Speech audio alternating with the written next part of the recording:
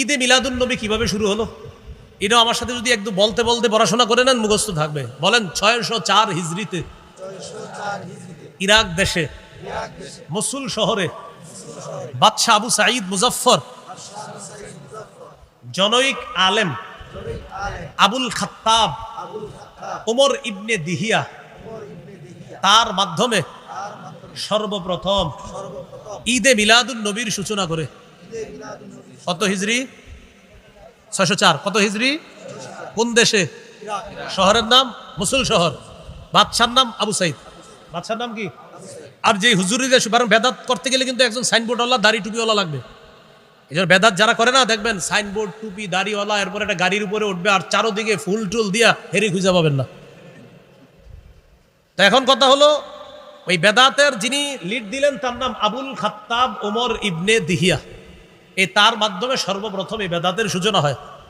তার ব্যাপারে ইবনে হাজার আসকালানী রহমতুল্লাহি আলাইহি বলেন কাসীরুল ওয়াকিআতি ফিল আইম্মাতি ওয়া ফিস সালাফি মিনাল উলামা। এই লোকটা পূর্ববর্তী আলেমদের ব্যাপারে কটু মন্তব্য করতেন। এই লোকটা পূর্ববর্তী আলেমদের ব্যাপারে উল্টাপাল্টা কথা বলতেন। এখন আপনারা তালাশ করে এমন অনেক লোক পাবেন যারা বেদাতীদের নেতৃত্ব দেয়, এরা দলিলে না পারলে সর্বশেষ হক্কানি আলেমদের নাম নিয়ে নিয়ে তাদেরকে গালি দেয়। এখন এই গালির সূত্র কোত্থেকে আসছে? এই এলাকার ইমাম সাহেবরা আছেন, খতিব সাহেবরা আছেন, আপনাদেরকে গালি দিলে কষ্ট নিয়েন না। তাদের গুরুজি যিনি এই বেদাত আবিষ্কার করছে ওই গুরুর মুখের ভাষা ছিল খারাপ, তাই ওই সূত্রে তাদের অনুসারীদের মুখের ভাষাও খারাপ। এটা কষ্ট নেওয়ার কিছু নেই। তার ব্যাপারে ইবনে হাজার আসকালানী লেখছেন খবিসুল লিসান, মুখের ভাষা ছিল খুব খারাপ। শাদীদুল কিবরি, প্রচন্ড অহংকার টাইপের মানুষ ছিল। মুতাহাবিরান, দুর্বল প্রকৃতি, অলস প্রকৃতির মানুষ ছিল, আর খালি আলেমদেরকে গালিগালাজ করত। আল্লাহ আমাদেরকে হেফাজত করেন। 604 হিজরি পর্যন্ত দুনিয়াতে যেটা ছিল না সেটা আমরা করব না, সেটা করে হঠাৎ এটার নাম দেওয়া সকল ঈদের সেরা ঈদ। যদি কেউ বলে আমরা বলবো আমাদের নবীরটা সেরা ঈদ। যদি বলে সকল ঈদের সেরা ঈদ, আমরা বলবো আমাদের নবীর ঈদ সকল ঈদের সেরা ঈদ। যদি বলে তাদেরটা সকল ঈদের সেরা ঈদ, সুন্দরভাবে এমনি বলবেন আমাদের নবীর ঈদ সকল ঈদের সেরা ঈদ। 7 নাম্বার মিলাদুন নবী, মানে নবীজির জন্মদিনে কোনো আমল আছে কিনা। সহিহ মুসলিমের 1162 নম্বর হাদিস, সুইলা রাসূলুল্লাহ সাল্লাল্লাহু আলাইহি সাল্লাম আন সাওমি ইয়াউমিল ইসনাইন। রাসূলুল্লাহ সাল্লাল্লাহু আলাইহি সাল্লামকে সোমবার দিন রোজা রাখার ব্যাপারে জিজ্ঞাসা করা হলো। নবীজি বললেন ইয়াউমুন বুলিততু ফীহি, সোমবার এমন একটা দিন যেই দিনে আমি জন্মগ্রহণ করেছি, তাই এই দিনে আমি রোজা রাখি। তাহলে নবীজি জন্মদিনে কি রাখতেন? সোমবার, বছরে একদিন, সেটা হলো 12ই রবিউল আউয়াল। হ্যাঁ, সোমবার কি বছরে একদিন না সপ্তাহে একদিন? তাহলে নবীজি সাল্লাল্লাহু আলাইহি সাল্লামের জন্মদিনের আমলটা কি বাৎসরিক না সাপ্তাহিক? হ্যাঁ, এখন থেকে বলবেন নবীজির জন্মদিনের আমল এটা সাপ্তাহিক, প্রতি সোমবার রোজা রাখবা, তাহলে শ্রেষ্ঠ আশিকে রাসূলের পরিচয় পেয়ে যাবে। 12ই রবিউল আউয়াল এটা শুধু নবীজির এক বছর কেন্দ্র করে না। এবার আপনারা বলেন নবীজি তার জন্মদিনে কি খাইতেন না রোজা রাখতেন? এখন আপনারাই বলেন এই যে বছরে একটা যেটা হয় এটা কি রোজা রাখা হয়? আমি কিন্তু বলি না, আপনারা বলতেছেন কি করে। তাহলে নবীজি রাখতেন রোজা, আর আপনি কি আপনারাই বলতেছেন, আপনারাই বলেন কি হয়। তাহলে নবীজি সাল্লাল্লাহু আলাইহি সাল্লাম রাখতেন রোজা, আর আপনি সেখানে রোজা না রেখে খাইতেছেন, এটা কেমন নবীর মহব্বতের পরিচয় দিলেন। আমি আবার বলছি, রাসূল সাল্লাল্লাহু আলাইহি সাল্লাম পূর্ণাঙ্গ শরীয়ত দুনিয়ার মধ্যে রেখে গিয়েছেন। এই শরীয়তের মধ্যে বেদাতের নামে নতুন কিছু আবিষ্কার যারা করে, যারা করতেছে, অতীতে এখনো ভবিষ্যতেও তাদের বিরুদ্ধে আমাদের অবস্থান আছে, ছিল, থাকবে ইনশাআল্লাহ। আর ওই কথাটা কিন্তু বেশি প্রচার করবেন। প্রথম যেটা বলছি, আমরা আল্লাহর ওলির বিরুদ্ধে না, আল্লাহর ওলির কবরের বিরুদ্ধে না, কবর কেন্দ্র করে বেদাত, কুফর, শিরিক আর মেলার বিরুদ্ধে আমরা। 8 নাম্বার জন্মদিন কেন্দ্র করে বেদাত করা যাবে না। রাসূলুল্লাহ সাল্লাল্লাহু আলাইহি সাল্লাম বাড়াবাড়ি করতে নিষেধ করেছেন। ইবনে মাজার 3085 নম্বর হাদিস, নবী বলেন ইয়াকুমুল গুলুওয়া ফিদ্দীন, দ্বীনের ব্যাপারে, ধর্মের ব্যাপারে তোমরা বাড়াবাড়ি করা থেকে বাঁচো। ফাইন্নাহু আহলাকা মান কানা ক্বাবলাকুম আল গুলুউ ফিদ্দীন, দ্বীনের ব্যাপারে বাড়াবাড়ি করার কারণে অতীতের জাতি ধ্বংস হয়ে গেছে, তোমরা এরকম করবা না।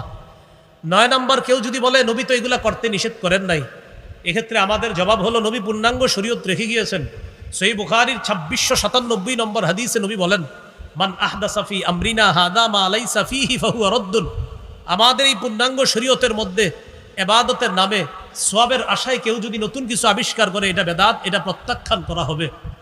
10 নম্বর কথা, কেউ যদি বলে লাইট, ফ্যান এইগুলা তো নতুন আবিষ্কার, এগুলাও তো বেদাত, এটার জবাবে আমি আপনাদেরকে বলবো, প্রিয় ভাইয়ারা, আপনারা এখানে যারা আছেন আগামী 100 বছর 50 বছর যদি বাঁচেন, লাইট ফ্যান যদি আগামী 50 বছর নাও থাকে, আপনারা কি নামাজ ছেড়ে দিবেন? তাহলে লাইট ফ্যান থাকা না থাকার সাথে আমাদের শরীয়ত পালনের কোনো সম্পর্ক না। ফ্যান লাইট না থাকলেও আমরা ইবাদত করেছি আগে, লাইট ফ্যান থাকলেও এখনো আমরা ইবাদত করতেছি। বোঝা গেল এই নতুন আবিষ্কারগুলা থাকলেও না থাকলেও আমরা ইবাদত করব, এটার সাথে শরীয়তের কোনো সম্পর্ক নেই। এই জন্য এটা দিয়ে সেটার দলিল দেওয়া যাবে না। 11 নাম্বার সবচেয়ে কঠিন প্রশ্ন। আপনি যখন সর্বশেষ আপনারা বলবে, বেটা তোর আব্বাও তো 20 বছর এই বেদাত করছে, আবার আপনারা বলতে পারে তোমার দাদাও এত বছর করছে। এই ব্যাপারে আপনি বলবেন, আল্লাহ আমার দাদাকে মাফ করেন, আল্লাহ আমার আব্বাকে মাফ করেন, ভুল ভুল আমার 14 দুগুণে 28 গোষ্ঠীও যদি ভুল করে থাকে, ভুল ভুল ভুল কিয়ামত পর্যন্ত ভুল। এটা জবাব দিয়ে দিবেন আপনি।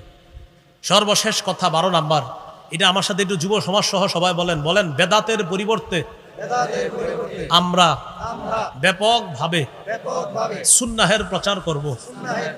এত বেশি সুন্নাহের প্রচার করব, আমাদের সুন্নাহার প্রচারের ফলে বেদাতের যেন কবর হয়ে যায়। তাহলে বেদাতের বিপরীতে আমরা কি প্রচার করতে হবে? এই মাহফিলটা হচ্ছে যুব সমাজের উদ্যোগে শোলাকিয়ার। এই যে শোলাকিয়া মাঠে অনেকগুলা গাছ, এই গাছের মধ্যে সুবহানাল্লাহ লেখা থাকতে হবে, আলহামদুলিল্লাহ লেখা থাকতে হবে, আল্লাহু আকবার রাস্তার পয়েন্টে পয়েন্টে থাকতে হবে। ডান পাশে হাঁটা সুন্নত, রাস্তার পয়েন্টে লিখে দিবেন যে সুবহানাল্লাহ বলা, আলহামদুলিল্লাহ বলা। এটা বলার উপকারিতা কি? যেমন ওনার সাথে আমার দেখা, আমারে বলতে পারে, আচ্ছা হুজুর সুবহানাল্লাহটা কে লেখলো? কি বলছে আমারে? কি বলছে? উনি কিন্তু সুবহানাল্লাহ বলে ফেলছে, জান্নাতে কিন্তু গাছ একটা হয়ে গেছে। আবার জিজ্ঞাসা করে, আচ্ছা আলহামদুলিল্লাহটা কে লেখলো? আলহামদুলিল্লাহ বলে ফেলছে। আবার বলতেছে আল্লাহু আকবার, এটা কে লেখলো? আমাদের উজানি মাদ্রাসায় যাইতে দেখবেন প্রায় গাছের মধ্যে সুবহানাল্লাহ, আলহামদুলিল্লাহ, লা ইলাহা ইল্লাল্লাহ, আল্লাহু আকবার, এইভাবে প্রচার করা। মসজিদের ওযুখানার মধ্যে লেখা থাকতে হবে মেসওয়াক করা সুন্নত। এগুলা লেখার কারণ কি? এই আপনার লেখা দেখা যদি 10 জন মেসওয়াক কিনে, তাহলে আপনি প্রচার করার কারণে রাসূল সাল্লাল্লাহু আলাইহি সাল্লাম তিরমিজির বর্ণনায় বলেছেন 2677 নম্বর হাদিস, একটা সুন্নত প্রচারের ফলে যদি অন্য কতজন আমল করে, আপনি একজন প্রচার করলেন আর 100 জন আমল করে, 100 জনের সওয়াব আপনার আমলনামায় হবে। এই জন্য ব্যাপকভাবে আমরা সুন্নাহের প্রচার প্রসার করব, বলেন ইনশাআল্লাহ। নবীর নাম বিক্রি করে যারা বেদাত করে তাদেরকে নিয়ে সম্প্রীতি তৈরি করবে, চিন্তা করেন। পাশাপাশি আবার বলে যে তাদের কিছু হলে হাসতে হাসতে নবীর জন্য জান দিয়ে দিব, তাদের কিছু হলে হাসতে হাসতে নবীর জন্য জান দিয়ে দিব। এই জাতীয় কথাগুলা যারা বলে, এরা বুঝায় যে উনি অনেক ধর্ম বুঝে, জ্ঞান বুঝে, অনেক জ্ঞান আছে, এরকম বুঝায়। বুঝায় কি মানে আমার অনেক জ্ঞান আছে, খুব জ্ঞান রাখে, এরকম বুঝায়। ওই জাতীয় জ্ঞানী যারা আছে তাদেরকে এই কথা বলে দেওয়া যায় সুন্দরভাবে, অন্যান্য লাইনে অনেক বড় জ্ঞানী হলেও আমাদের মাদ্রাসার প্রাথমিক পর্যায়ের 2-3 বছরে যে ছাত্রগুলো আছে, এদের সামনে বসার মতো ধর্মীয় জ্ঞান তাদের নাই, অন্যদিকে জ্ঞান আছে। না হয় আপনি বুঝেন কি কথা বলে? নবীকে শেষ নবী মানে না যারা, শিরিক বেদাত করতেছে যারা, তাদেরকে নিয়ে সম্প্রীতি তৈরি করবে, আবার বলতেছে তাদের কিছু হলে হাসতে হাসতে নবীর জন্য জান দিবে।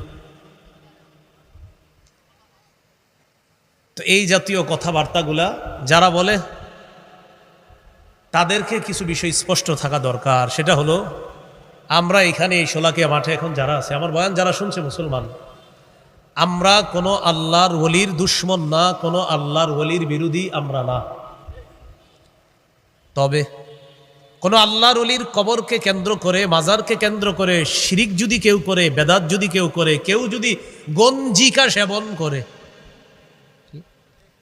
কেউ যদি গাঁজা সেবন করে, গাঁজা, আল্লাহর ওলির কবরকে কেন্দ্র করে কেউ যদি শিরিক করে, কেউ যদি বেদাত করে, আর কেউ যদি গাঁজা খায়, আমরা ওই শিরিকের বিরুদ্ধে, আমরা ওই বেদাতের বিরুদ্ধে, ওই গাঁজার বিরুদ্ধে আগেও ছিলাম, এখনো আছি, আমৃত্যু আমরা এগুলার বিরুদ্ধে থাকবো।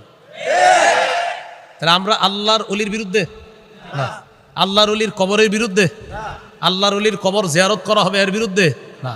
আল্লাহর ওলির কবরকে কেন্দ্র করে কেউ যদি শিরিক করে, কেউ যদি বেদাত করে, কেউ যদি আল্লাহর ওলির কবরকে কেন্দ্র করে মেলা বসায়, এই শিরকের বিরুদ্ধে আমরা, এই বেদাতের বিরুদ্ধে আমরা, এই মেলার বিরুদ্ধে আমরা, এই গাঁজা সেবনের আসরের বিরুদ্ধে আমরা আগেও ছিলাম, এখনো আছি, ভবিষ্যতেও আমাদের অবস্থান পরিষ্কার। শিরিক, বেদাত, কুফর, গাঁজা ইত্যাদির বিরুদ্ধে আমাদের অবস্থান সবসময় পরিষ্কার থাকবে।